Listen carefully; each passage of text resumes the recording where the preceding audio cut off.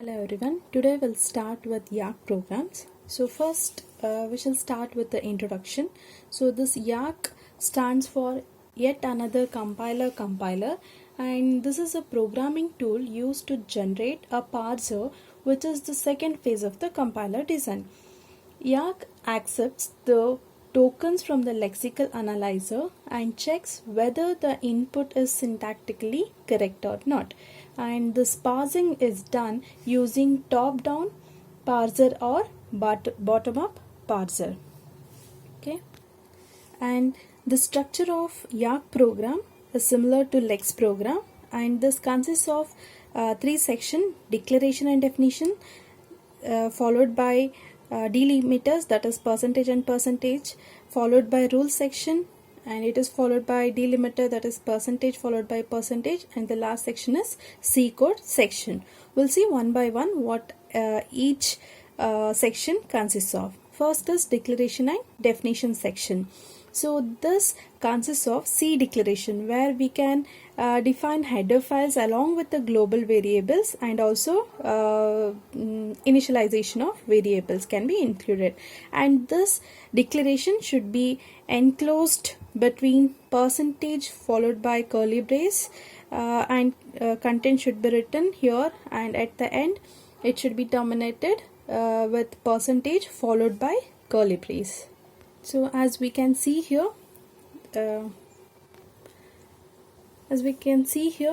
this is the first section, that is declaration section, where it starts with percentage followed by curly brace, and header files, variable declarations are included here, and it is ended with percentage followed by the curly brace. And this part should start with the first column of your editor. Okay, after including C declaration, next thing is we have to include the definition of the tokens. So all the tokens that we accept to receive from the lexical analyzer must be defined with the help of keyword, that is percentage followed by token. It can be seen in this code. After C declaration, we should specify the tokens that we are receiving from the lexical analyzer with the help of this keyword, percentage followed by token, and name of the token. So all the tokens are normally written using uppercase letters, and these tokens have to be supplied by the lexical analyzer using YYLEX function, so it is used in LEX program.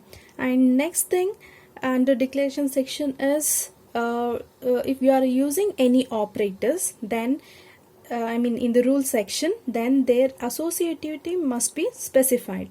The left associativity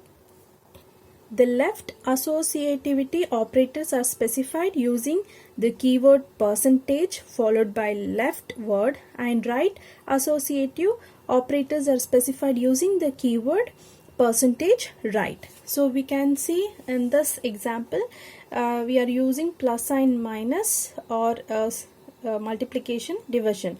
So these operators follows left associative, so that's why it is specified with percentage followed by left, and here also it is written as percentage followed by left. Okay, once this is defined, next thing is the declaration section is immediately followed by percentage, which means it indicating the end of declaration section and beginning of the rule section.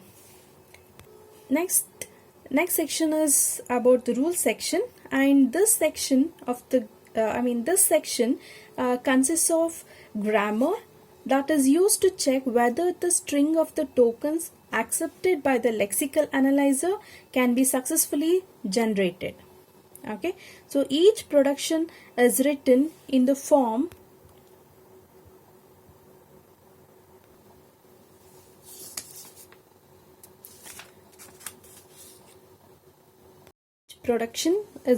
following form, that is capital A followed by colon followed by alpha, and for this production we have to write the respective action, and this should be written in curly brace. And this production should be terminated with semicolon, where A is non-terminal, okay, and it should be followed by colon, fine. And then alpha represents the body of the production, okay, and then action part consists or it may include C or C++ statements that are supposed to be executed when the input string is reduced to LHS of the production, fine, and this should be included within the curly braces, okay. And every production is terminated by the semicolon, which is denoted by the symbol the semicolon, and this semicolon indicates end of the rule, fine. And the next part is, or next section is C code. You can see here, and the C code section consists of main function that invokes YY function. The function, that is YY function, with the help of various production in the rule section, checks whether the string of terminals obtained from the lexical analyzer using the function YYLex function can be successfully generated using the grammar. If so, parsing is successful. Otherwise, parsing is not successful. So here we can see how to execute a YARC program.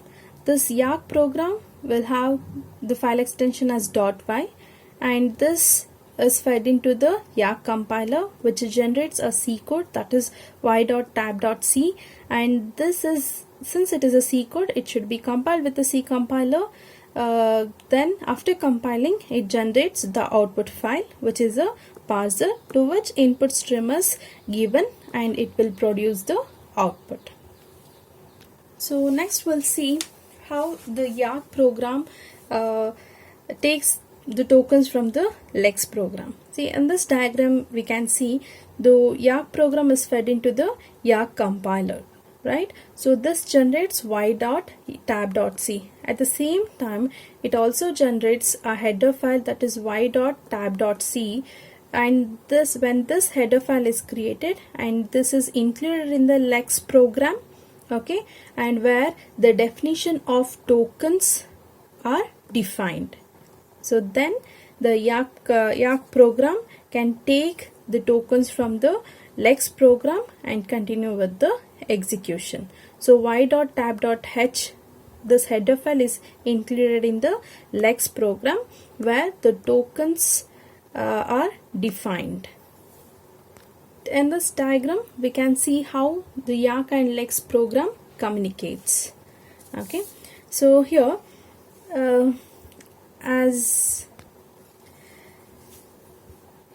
during parsing, both parser and lexical analyzer communicates with each other.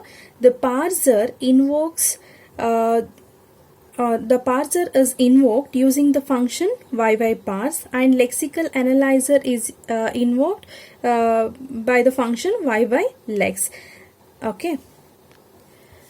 Then the parser invokes lexical analyzer whenever it need tokens. So the sequence of activities during communications happens, a series of communication or the activities happens. The first thing is the parser invoked first using the function YYParse. This function, that is YYParse, in turns calls the lexical analyzer by calling the function YYLex. So whenever parser requires tokens, so when lexical analyzer is invoked, it scans through the input and recognizes the token. During this process, all the commands and the spaces are ignored by the lexical analyzer. Then the lexical analyzer returns token, and the value of token is placed in the global variable called YYLVal, okay. And the variable YYLVal can be accessed by both parser as well as lexical analyzer. And then on the receipt of sequence of tokens that is obtained by the lexical analyzer, the parser checks the sequence of tokens can be generated from the grammar, tokens generated from the grammar. During this process, it may ask more tokens from the lexical analyzer. If the strings of tokens can be successfully generated from the grammar, the parsing is successful, or else it is not successful. Okay, and both lexical analyzer and the parser share same token code for the specified token using a header file, that is y.tab.h. This you have to remember. Okay, and one more thing, lexical analyzer is also called as scanner, okay, and also called as lexer.